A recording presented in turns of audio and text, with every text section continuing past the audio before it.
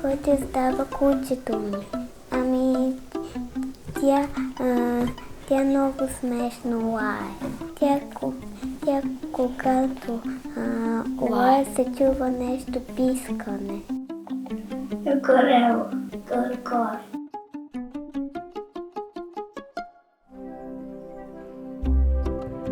Най-страшното ми е защото ме е страх от лъв. И е така. От мечката. По една игра. Вълка. Я е вълк. Не мога да се сета. Много. Тигъра. Звука на бухал. Бу-бу. На тигър.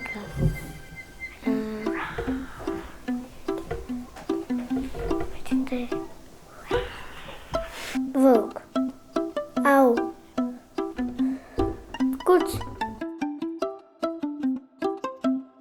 Начиха децата. Звукът на птичките. На мухите. Говоренето тихо. Котка. На кот. Мяу. И понякога идва на леглото ми и аз се гушкам. И тя мялка. Мяу. Зайчето. Не си имаме зайко дома. И куче. Куце. Ау, ау, ау. Еми, рибки. Аз имам пазотни рибки. И защото най-много обичам този звук. Обичам този звук.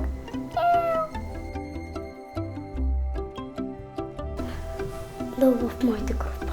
Защото долу само викат. При баба и дедо. Има едно животно от другата страна и ограда има звънче, не знам как се казва, но и ние го чуваме и всеки път ми шуми. Най-шумното място е в групата ни. И тук.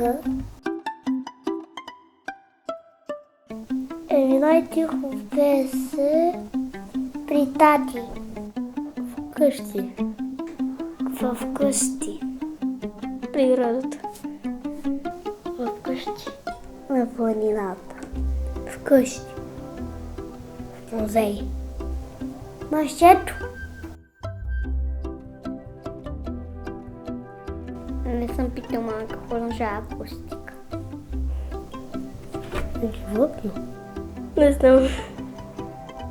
На кости. На кости. Като предмет. Ама не знам. На кости. О, това не съм чувала. Аз не съм чувала, не съм виждала, така че не знам на какво ми прилича. Прилича ми на еластик. Не го разбирам. На яки. Май на животно. Цвете. На мен ми прилича на игра. Изкуство.